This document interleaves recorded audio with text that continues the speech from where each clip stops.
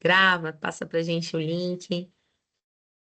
Aí, tudo bem? Agora, para todos que estão assistindo a gente depois aí na gravação e para os que estão ao vivo, uma boa tarde, né? Sou a professora Tatiana, a professora Maria Helena está aqui conosco, né? Nas turmas de comunicação do curso de Desenvolvimento de Sistemas e vamos falar um pouquinho sobre a prática de linguagem, né? Da Agenda 2. A proposta é um debate, né? Onde a gente vai falando sobre os acordos ortográficos, né? Desde o mais antigo ali 1911, quer dizer, na verdade teve acordos anteriores, né, mas um acordo específico que aparece ali na nossa apostila, e depois o acordo mais recente, né, de 2012, mas homologado em 2018, onde algumas questões referentes à língua passam por transformações, né, acentos que ocorriam e agora não ocorrem mais, né, palavras compostas por hífen que perderam essa composição e ficaram, né, aglutinadas. Então, a gente falou bastante sobre isso no debate, né? E falamos também sobre a agenda, né? De modo geral, concordância verbal, concordância nominal, algumas questões. Então, a gente vai começar com algumas curiosidades, né? No encontro, falar um pouquinho sobre a língua em si e o seu dinamismo, né? Falar um pouquinho dos neologismos, né? Observar aí as mudanças que acontecem corriqueiramente aí na língua, porque acompanha o uso, né? A língua, ela é um ser vivo, né? Ela é um organismo vivo, né? Então, ela vai passando pelas mudanças, passando pelas adequações. O profissional, né? Ele precisa ter, né? Essa maleabilidade, mas também se atentar, né? Às regras, né? A ortografia, a concordância, né? Está sempre aí. Eu sempre aconselho a questão da leitura, né? A leitura, ela te mantém muito atualizado, né? De forma geral. E caso você, por exemplo, leia, né, literatura mais antiga, que tem os livros, né, que às vezes tem alguma mudança, isso sempre vai ser algo que vai causar, né, um momento para pesquisa. Opa, essa palavra eu vi dessa forma, será que mudou, né? E é importante a gente ter isso porque a língua faz parte do nosso cotidiano, do nosso dia a dia. E a gente vai falar também sobre alguns termos estrangeirismos, empréstimos linguísticos, né? Quando que eu posso usar, quando que eu não posso. Vocês são da área de informática, né? Tem bastante influência na área de tecnologia da informação. Então a gente vai falar um pouquinho sobre tudo isso. Se der tempo, eu coloquei no meu fórum lá, o pessoal bem participou bastante sobre concordância nominal e verbal. A gente colocou um joguinho bem interessante e aí a gente fecha trabalhando um pouquinho aí a parte de ludicidade aí, mas também legal para vocês treinarem a língua. Tudo bem, pessoal? Eu tô aqui no chat, né? Marilena, qualquer coisa me dá um alô. Vamos ver. Boa tarde, professoras. Verônica, seja bem-vinda. Gabriele também. E o pessoal que está assistindo e vai assistir depois com o link, sejam muito bem-vindos nessa tarde, pessoal. Bora lá então, vamos compartilhar a tela para vocês começarem aí a ter os temas do nosso encontro síncrono. Tudo certinho. Vou colocar incluir som porque tem um videozinho também para a gente acompanhar. Deixa eu ver. Será que deu certo? Compartilhar conteúdo, tela. Aí, acho que agora tá, né? Opa, deixa eu tirar essa telinha aqui. E vou começar aqui com a nossa. Peraí, gente, tá aqui uma coisa do AVA, agora sim. Tá aparecendo, gente?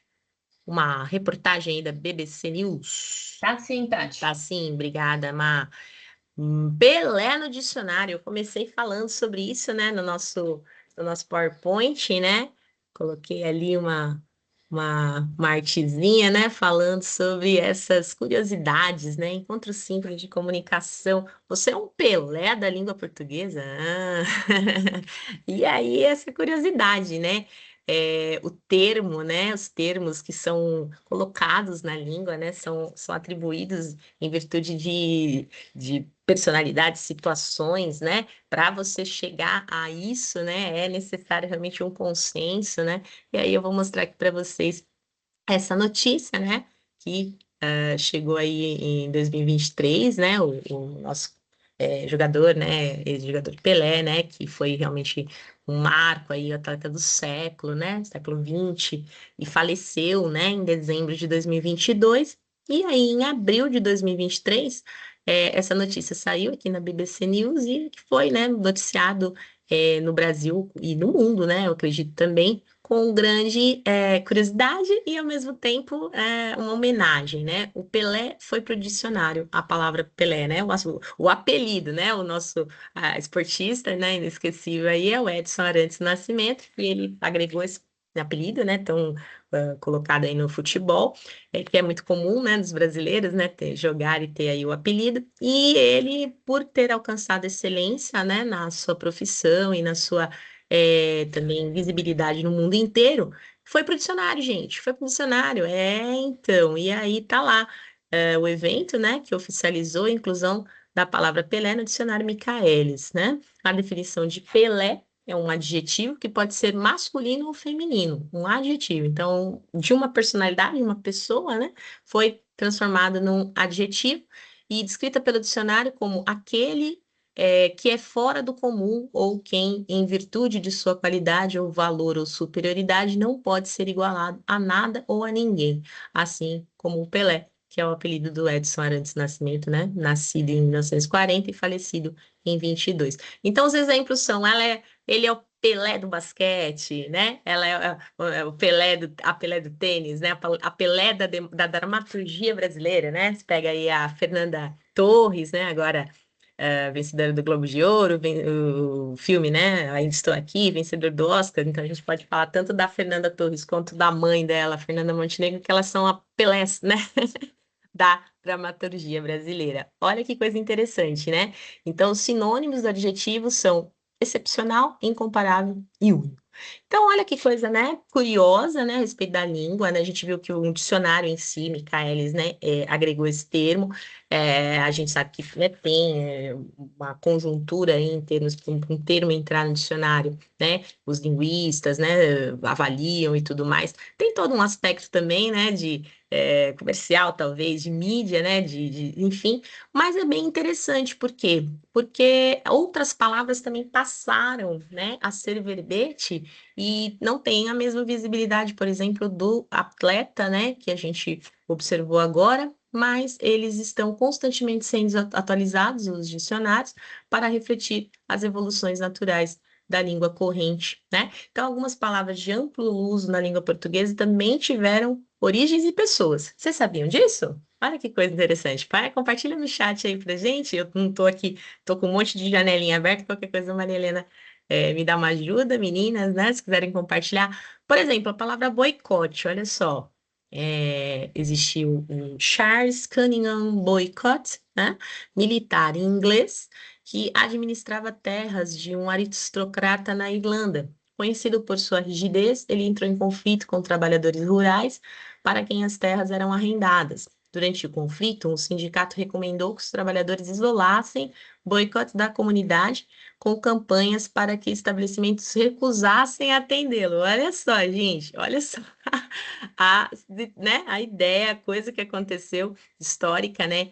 Aí a polêmica prática foi manchete em diversos jornais britânicos da época e deu origem ao termo inglês boycott, né? E em português, a palavra boicote é amplamente usada e significa recusa coletiva de trabalho para determinada indústria ou estabelecimento comercial ou inibição de transações com eles, certo? Então, boicote veio do sobrenome desse militar inglês. Bem interessante, né?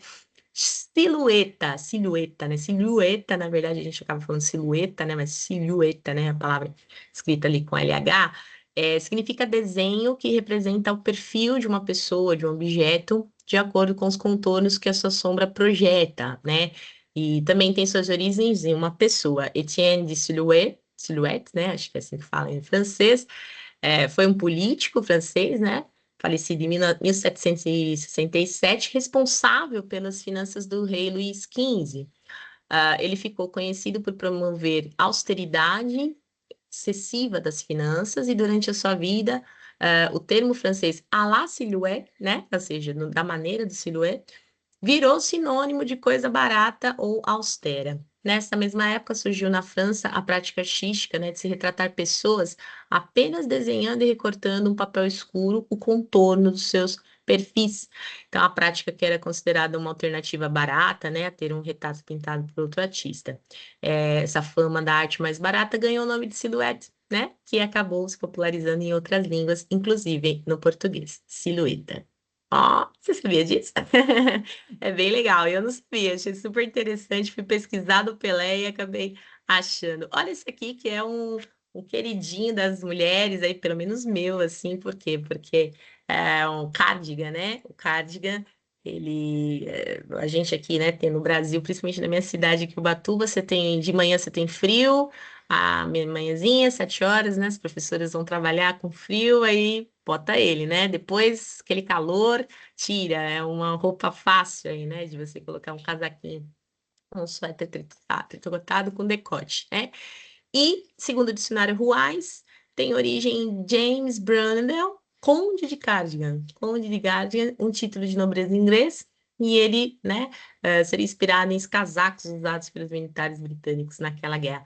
E popularizou-se no século XX, o cardigan. É interessante porque na grafia, né, você vê aqui as 3 palavras que a gente colocou são palavrinhas que aportuguesaram. Daqui a pouco a gente vai falar dos empréstimos linguísticos, né? E dos estrangeirismos, ou seja, às vezes essa palavra vem e fica do jeitinho dela, às vezes ela vai para o dicionário dessa forma, porque é um termo é, mundial, né? Então a gente acaba agregando isso por ela ter legitimidade de uso. Mas tem que tomar cuidado, porque o estrangeirismo também pode ser um vício de linguagem se a gente usa a palavra, né, sem ter o termo em português adequado. Então, se já tem o termo em português, é legal usar, né? E aqui, por exemplo, né? Ah, nada impede que, de repente, uma empresa coloca cardigan, né?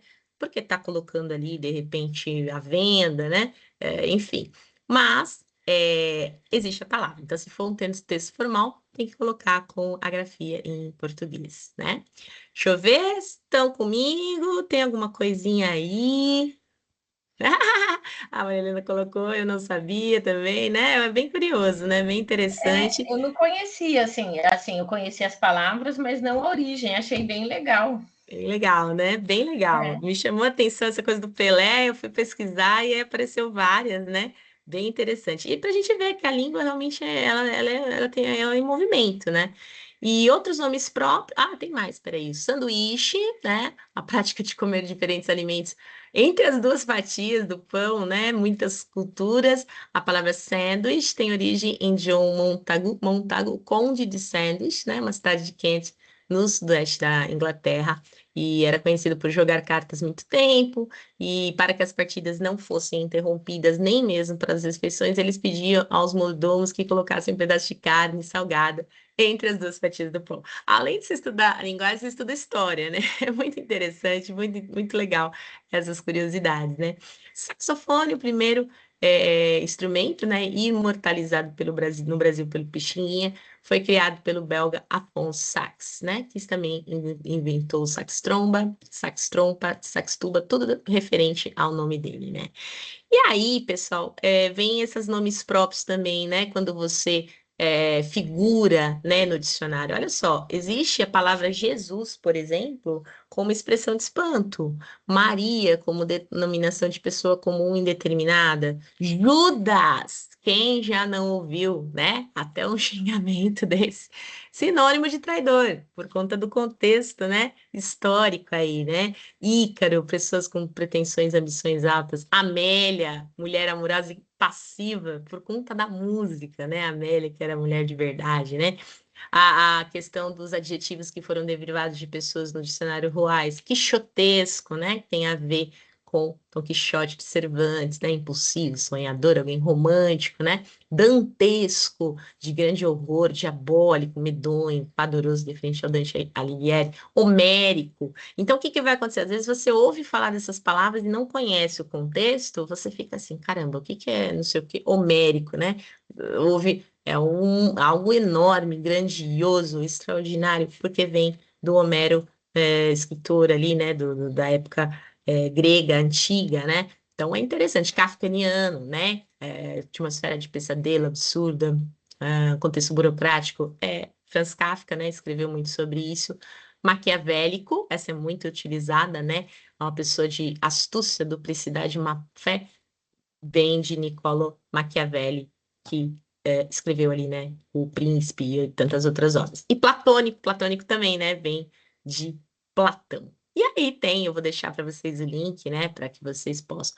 Como essas palavras, elas foram para o dicionário, elas tornaram um termo, né? Mas existem palavras que são neologismos, né? Eu coloquei aqui para a gente dar uma olhadinha, né? Por exemplo, João Guimarães Rosa, autor de Grande Sertão Veredas, de Sagarana, né? Ele criou vários neologismos, né? Palavras novas na obra, né? Porque o contexto do Nordeste do Brasil, né, onde ele se passa, né, os seus livros, as suas histórias, tem essa fala, tem esse jeito, né? E a relax, circuntristeza, uma tristeza que não acaba, né? Circuntristeza, suspirança. Ah, está com essa suspirança, todos suspiros repetidos. Essas não foram para o dicionário, mas elas têm uma complexidade tão interessante, né, na genialidade do Guimarães Rosa, trazer termos diferentes, mas que eu lembrei agora, né, de uma coisa curiosa, né, da minha família. O meu pai, ele teve uma infância no sítio, né, na roça e tal, e algumas palavras ele falava diferente, né, do que a gente. E, enfim, aí ele falava raiva, né? Chamava raiva de raiva. Ah, isso me deu uma raiva. Porém, é o seguinte, eu sabia que quando ele falava raiva, alguma coisa era acima do comum, né? Porque ele colocava a intensidade nisso. E o Guimarães Rosa tem isso, né? Em si mesmundo, né? Mistura de em si mesmado e mudo para se descrever alguém fechado, né? Essa perspectiva do nordestino também a gente vê no romance Vidas Secas, né? Do Graciliano Ramos. Então, é a forma de se falar acompanhando, né? A forma e o conteúdo. Essa palavra não existe, mas eu vou criar uma palavra para poder trabalhar. Muito interessante, né, gente? Esse é o neologismo, né? E a gente percebe, né, a grandeza da língua. Outra coisa que eu queria trazer para vocês, qualquer coisa podem estar acrescentando aí na. Se vocês conhecem outra palavra, né, meio curiosa, e de repente aquela questão, essa palavra foi para o dicionário, como será que se escreve? Eu não sei se eu guardei aqui no data show, perdão, na apresentação, mas a palavra mussarela, por exemplo, né? É uma palavra que a gente ouve muito, a gente vê muito a gente vê ela nos lugares, né? Mussarela. Isso, a Verônica falou aqui, futebol, do inglês football, é isso mesmo, Verônica, né? Quer dizer, veio do inglês, porque o futebol é inglês, né? Ah, e é legal também algumas questões referentes ao futebol, por exemplo, o goleiro, goalkeeper, né? O corner era o escanteio, que é hoje corner. Tem os mais antigos, vou falar do meu pai de novo, até saudade, né? Hoje tá morando no céu ali, seu Sérgio, trabalha muito com futebol, né? Ele era massagista de futebol da Portuguesa em São Paulo. E ele chamava de corner. Até hoje o escanteio, né? Que é aquele biquinho do campo, né? Que cobra quando a bola sai por alguém do time que tá atacando. Então, corner é uma coisa que ficou. E o futebol é isso aí, Verônica, bem legal. Porque traz, né? Traz a origem das palavras dentro do termo em português. Então, aportuguesou. Futebol, aportuguesou. Maravilha. E aí, falar para vocês da mussarela, né? Então, assim, a gente vai nos lugares, nos mercados, né? E compra mussarela, Mussarela, né? Só que, e se você vai num restaurante um pouco mais chique, um pouco mais italiano, ele vai pôr mozzarella, né? Eu vou colocar aqui, Maria Helena, me corrija se você tiver aqui, né? Mozzarella, acho que é isso, mozzarella. E ela foi pro dicionário, eu não sei se eu guardei aqui, mas eu vou pôr aqui agora no Google para ele nos atualizar. A mussarela, ela foi portuguesada de outro jeito, gente. Ela é aqui, quer ver, ó? Se não me engano, é com C cedilha, né? Isso! Ó, eu vou até colocar aqui na polêmica. Mussarela ou mussarela? Gente, pasme.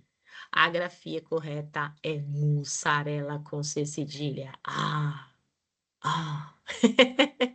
Então, assim, no sistema ortográfico da língua portuguesa, o fonema C é grafado com cedilha, quando antecede as vogais A, O e U. Então, o que aconteceria é que se a gente colocasse mussarela com dois S's, ia ter uma questão em relação à língua portuguesa numa norma, né? E outras palavras aportuguesadas, como açaí, paçoca, açúcar, praça, também são escritas com C cedilha, né? A forma mussarela é muito usada, mas não está registrada no vocábulo ortográfico da Academia Brasileira de Letras. E agora, gente? Eu também gosto de mussarela. Marilena. Da mussarela mesmo ou da palavra, Marilena? Porque eu vou conversar para você. Eu gosto da mussarela. Não, é que assim, eu gosto quando eu vejo algum cardápio e tá escrito mussarela com C cedilha, porque Ah, assim, eu me passa aquela impressão de que a pessoa teve uma preocupação com o idioma, assim, porque assim, legal. muitas vezes a pessoa só repete o jeito como veio escrito, sem o cuidado de como tem que ser, né, Tati? E assim, Verdade, sabe, verdade. quando é assim, quando a gente vê escrito, por exemplo, assim, coco com acento, que aí a gente sabe, não, não é coco, por favor, coco com acento é outra coisa, né? Ai, meu Deus, que Então eu tenso. gosto quando eu vejo escrito assim, corretamente, sabe? Corretamente. É mesmo, gente, é tenso. Aqui no litoral, Marilena, já aconteceu de eu ver em quiosque. Gente, eu dei um ataque de riso. Meu filho falou assim: Mãe, água de coco. Escrita dessa. Gabi, vai colocando aí, Gabi. Água de coco, escrito assim, gente. Olha isso. Que horrível. Pode isso, gente. A pessoa não teve cuidado com a língua portuguesa. E pode virar um meme, né? Pode ser tirado uma foto ali, ir para a internet e ser ridicularizado. Ou assim, né? A água de coco dele, então. A gente tem praias aqui, infelizmente, que ficaram impróprias nessa temporada, essa de Ubatuba, aqui no litoral norte, né? Então a água, né? Que feio, né, gente? Água de coco. Que horrível! A palavra coco não tem acento. Nenhum lugar. Eu já vi nos dois. Não, o último foi terrível. Eu falei, não, não é possível. Porque a pessoa confunde, né? Ela coloca assim. Você tá errado, né? Coco. Com acento no primeiro, né? Seria uma paroxítona. Não, ela é uma paroxítona com o O, então, terminada em O, ela não tem acento. Lembra aquela regra, né? Ali no chão eu aprendi, né? Terminadas em L, terminadas em R, terminadas em ão, né? Ela tem acento. Então, coco não tem acento, mas a pessoa foi lá e colocou. Que coisa horrível. Prefiro não comentar. Né? Todo mundo dando risada aqui, né? Mas tem que falar a verdade, gente. Então, a Marilena tá certa. O que eu penso, assim, a questão da mussarela, é o seguinte, é que, assim, eu comentei na minha turma presencial, é que, assim, a pessoa, por exemplo, ela tá num restaurante italiano, ela vai acabar, de repente, tendo no menu ali, mozzarella, né, que a gente colocou ali.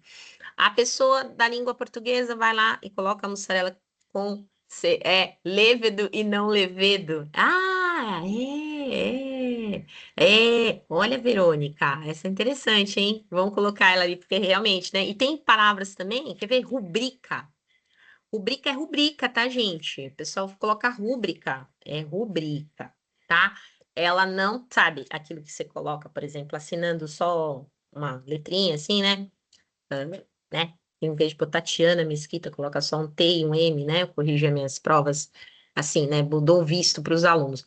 Com a minha rubrica. É rubrica. Se você colocar rúbrica, você tem que pôr acento, porque ela aí vira uma proparoxítona.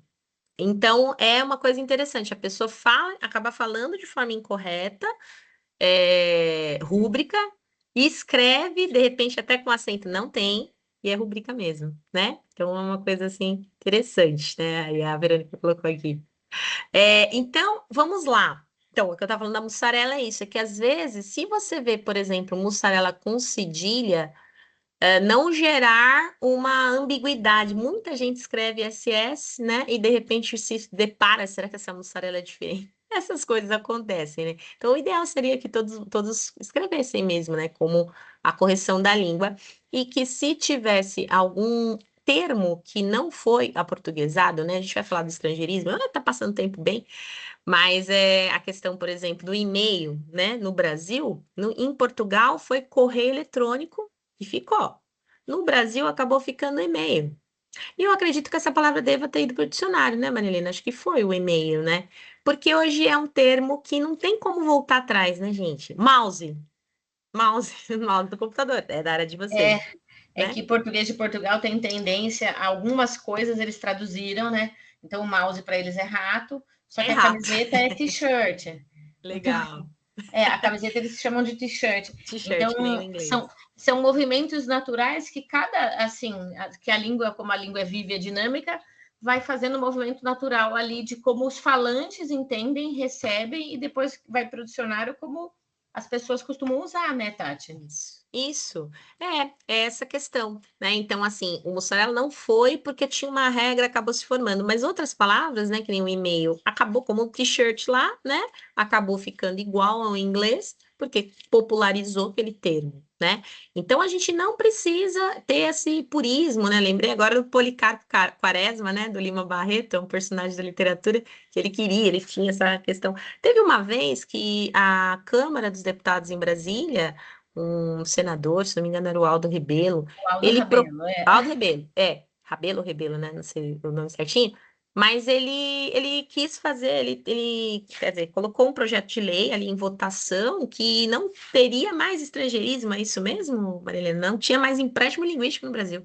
Tudo Ele, tinha que ser, né? ele não queria, ele queria proibir o Proibir uso do estrangeirismo, né, estrangeirismo. no nosso dia a dia. Por fim, não passou, né, mas gerou certa polêmica, porque para quem é da área da linguagem, essa questão é que assim, poxa, tá, realmente em alguns contextos ela é assim, o estrangeirismo não é necessário. Por exemplo, eu tenho promoção, não precisa colocar seio, mas a nossa Sim. língua é muito formada de muito empréstimo linguístico, né?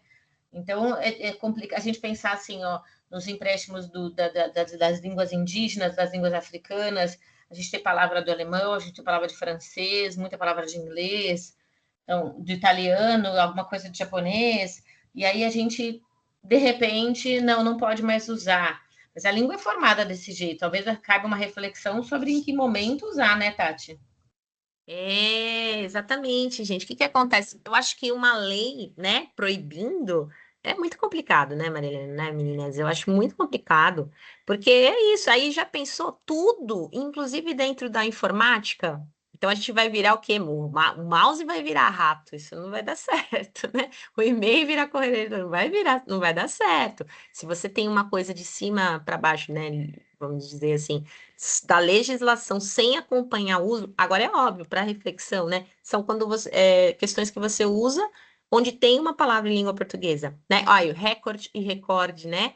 Ele foi para, deixa eu consultar aqui, Gabi. Ele foi para a língua, veio do recorde. Até hoje a emissora é Record, né? A emissora de televisão é Record, né? Olha aqui.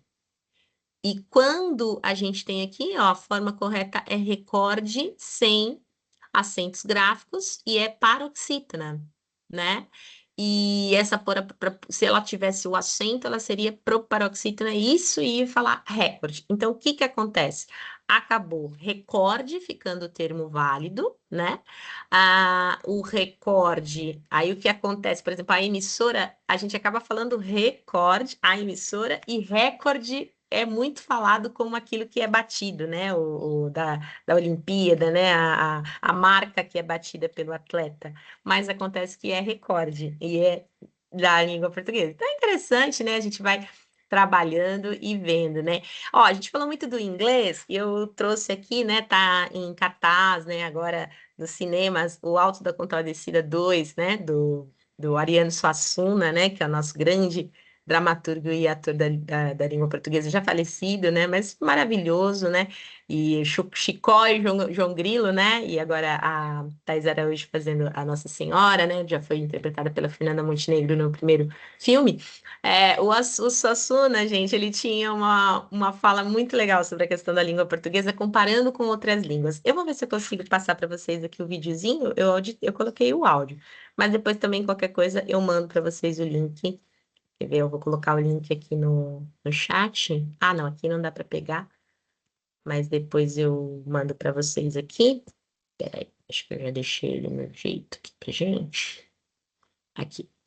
E ele vai falar, é bem rapidinho, né? Um story aqui do Instagram, mas eu achei bem legalzinho. Deixa eu ver aqui. Já coloquei, mas. Vou baixar um pouquinho. Aí. Vamos ver se a gente consegue ouvi-lo.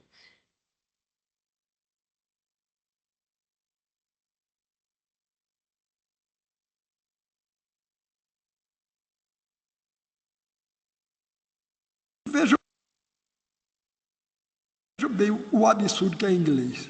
Se eu mostrar isso aqui ao analfabeto mais ignorante, eu digo que é isso? Ele diz é um copo. Mas em inglês não é não. Vocês estão conseguindo ouvir, pessoal? Sim, Tati. Ah, legal. Em inglês é glass. Agora me diga se tem jeito de glass.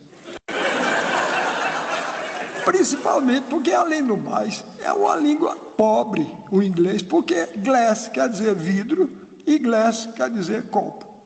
Então, essa aqui eu vou dizer um glass de plástico. Um vidro de plástico, né?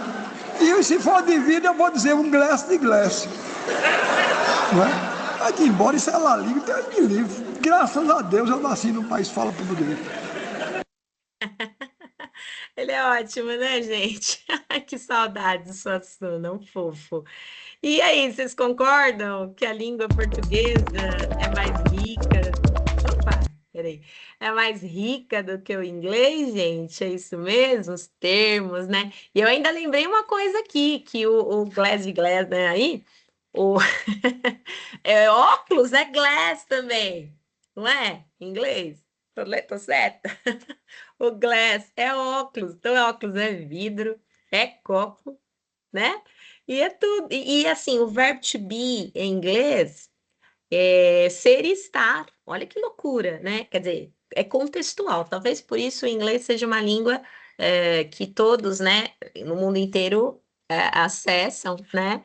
Mas o que acontece é bem contextual, né? Então, I am Tatiana, eu sou a Tatiana, eu não estou a Tatiana, eu preciso de um contexto, né?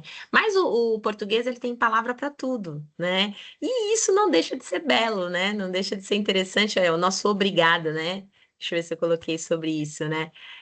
Obrigado, né? Obrigado. E, pessoal, interessante, eu acho que todos já sabem, né? Mas é sempre bom. Aí eu coloquei aqui o nosso querido Ariano Suassuna.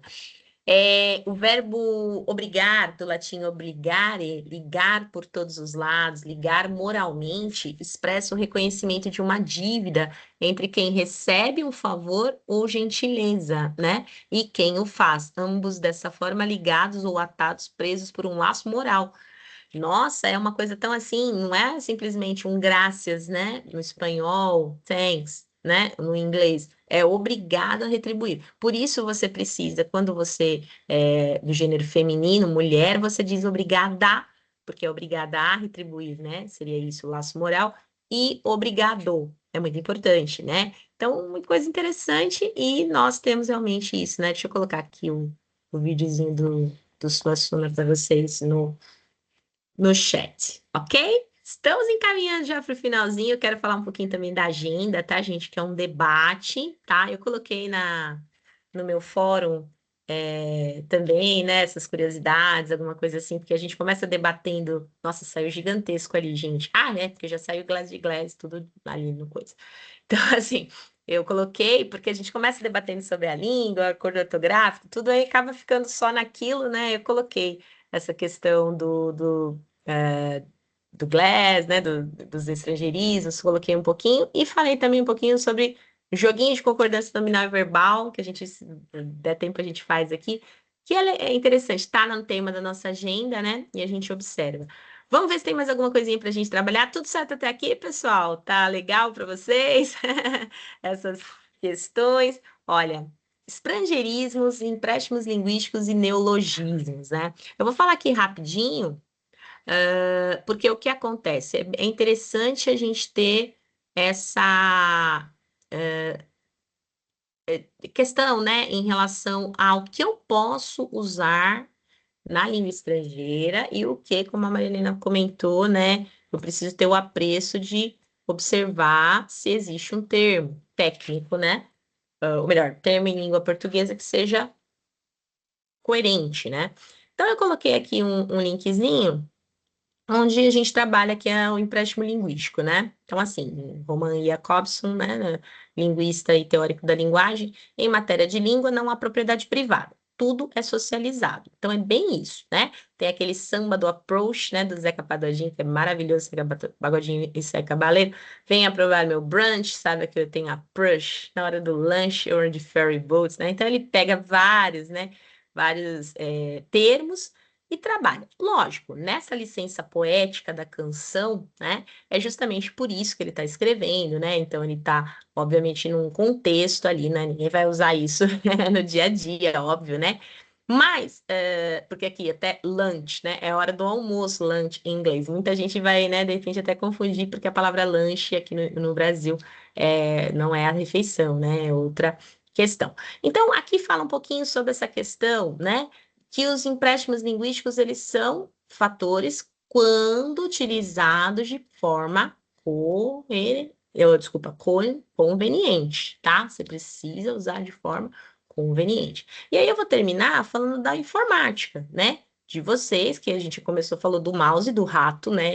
Em Portugal deu certo, aqui não vai dar certo, né? Então eu coloquei também, vou deixar aqui no chat para vocês, alguns termos técnicos em TI que são termos em inglês, né? E que é interessante, né? Vocês, agora, óbvio, né? Quando vocês estiverem conversando, falando, né? Com pessoas leigas, né? Tenham esse cuidado de não deixar, né? A linguagem ser um impedimento para que a pessoa, por exemplo, num orçamento, ela não consiga descobrir o que você colocou ali, né? É um glossário de termos de TI. O que a gente mais observa, né?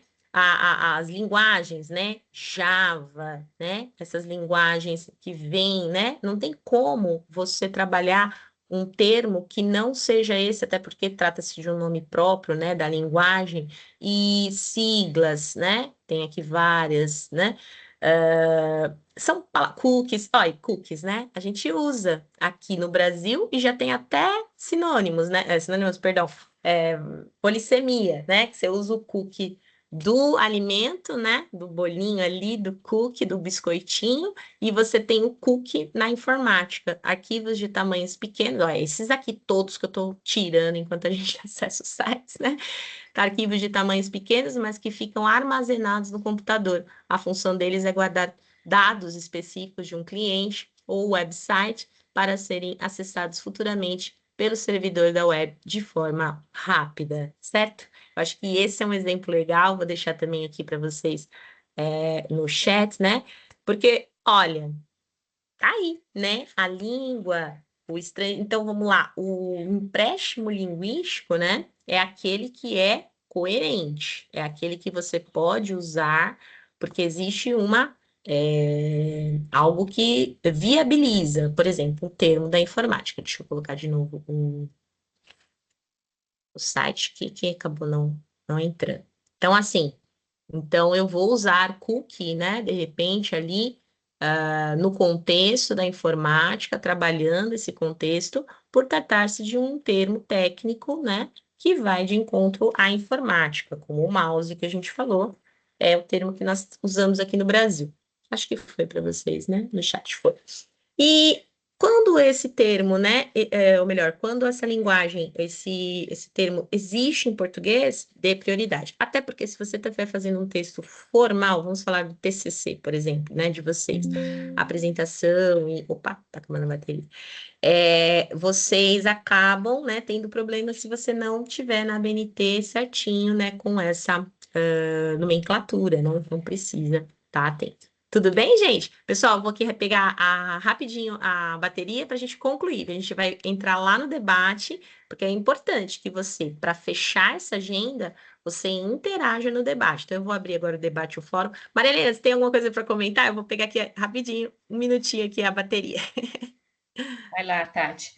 Bem, meninas, assim, eu acho que a Tati trouxe muitas questões legais, interessantes, importantes, né? Sobre a reflexão sobre a língua, justamente porque também a gente está falando a proposta do debate é falar sobre essas questões de mudança linguística, né? De mudanças ortográficas, o quanto isso pode impactar ou não impactar, mas, assim, eu tenho colocado bastante para os estudantes no debate a questão de a gente pensar que, assim, as mudanças são muito dinâmicas. A gente não planeja mudar, a mudança vai acontecendo, né? É um processo natural. A sociedade vai mudando, a língua vai mudando, e aí a Tati mencionou palavras que não têm acento, que precisariam, que a gente estava comentando lá, por exemplo, recorde, record, mas também falou muito sobre palavras que foram incorporadas ao nosso idioma. E essas palavras incorporadas ao nosso idioma vêm aí de empréstimos que, assim, não são impostos, as pessoas vão trazendo e vão acontecendo aos poucos, e é um movimento muito natural. Então, quando a gente pensa assim sobre a questão da mudança ortográfica, eu acho que em alguns sentidos complica a vida de quem já estava alfabetizado, porque assim, poxa, micro-ondas sem hífen, não tem hífen, escreve junto ou escreve separado. Mas para quem um aluno escreveu, eu achei muito interessante. Ele falou, nem sabia o que era o trema, provavelmente alguém bem jovem que foi alfabetizado depois do acordo ortográfico. Para ele, o uso do trema nem é um problema, porque ele não sabia o que era. O que me chamou bastante atenção é que, sim, as pessoas se colocam muito contra a mudança, porque a mudança atrapalha, dificulta, outras pessoas entenderam perfeitamente o sentido de que as mudanças são necessárias, e aí vem essas pessoas que comentam que, assim, nossa, mudança, eu nem sabia que existia trema, pessoas que, assim, já nasceram adaptadas a esse processo, né, Tati? É isso mesmo. Eu lembro, Maria Helena, quando eu comecei na ETEC, acho que foi em 2010, em 2012 veio essa questão do acordo, e foi homologado depois, mas já começou a se falar sobre, né? Então a gente dava uma aula falando sobre o acordo e tal. E aí o aluno desesperado, mas acabou todos os acentos. Eu falei, não, não.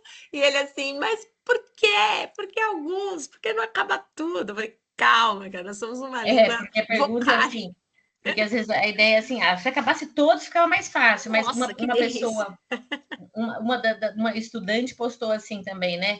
Que ela falou: para mim era mais fácil identificar a pronúncia da palavra se era linguiça ou linguiça quando tinha trema. Então, assim, Então a tá gente vendo? também tem os saudosistas, porque Tem. o acento, as regras de acentuação não são fáceis, mas elas, assim, têm bastante função no sentido da gente pronunciar adequadamente as palavras. Então, realmente, o assunto é complexo, é polêmico. É polêmico, é polêmico. E o debate tá bom, viu? O debate tá bem legal, o pessoal colocando, né? E aí a ideia é essa, que você tenha um bom senso, né? E sempre procure realmente a leitura, né? Ela vai, como a Marília falou, a questão das regras realmente.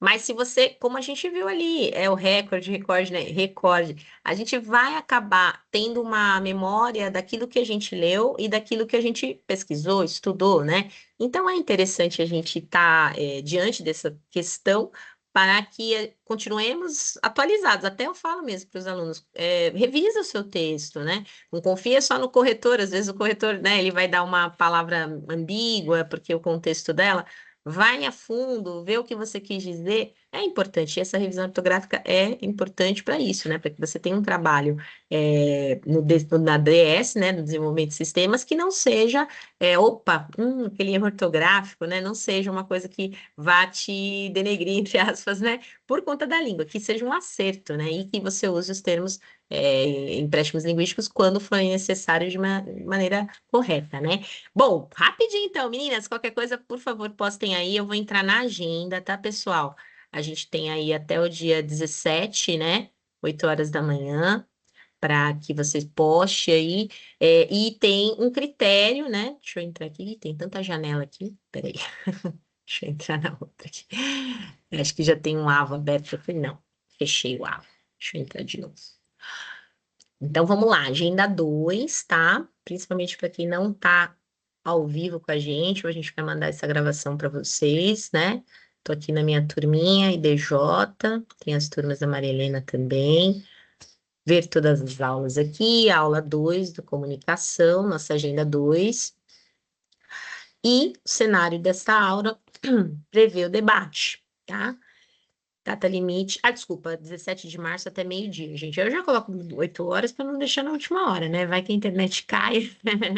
Então, olha só, aqui, tá? Vamos debater sobre as transformações da língua portuguesa, focando na reforma ortográfica de 1911, né? E nas normas gramaticais que regem escrita e fala. Lá na nossa apostila, logo no começo, tem uma forma, né, de escrita lá do começo do século XX.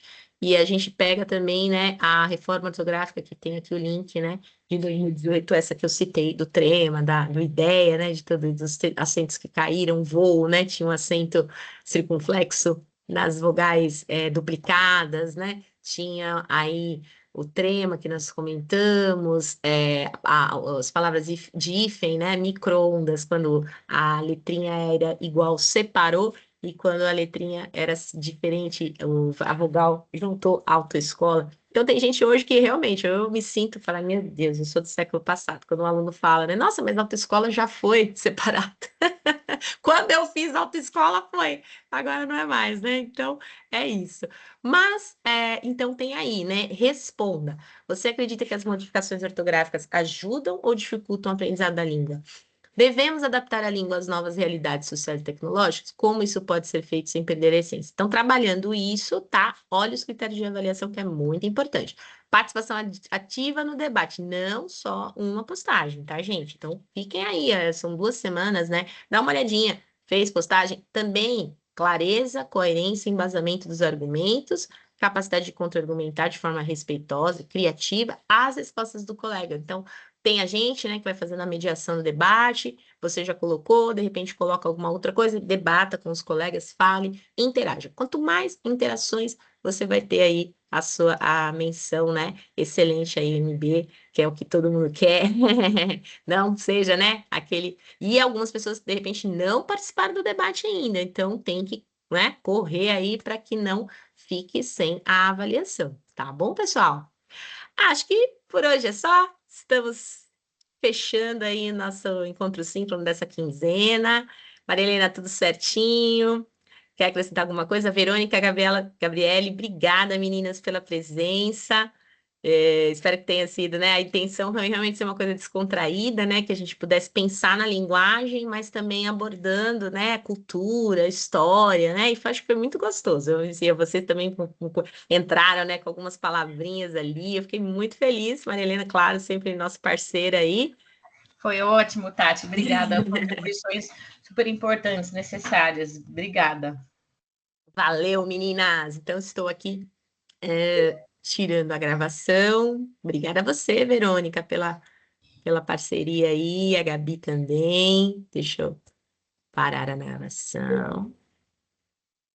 Aí, para deixar esse linkzinho disponível para vocês.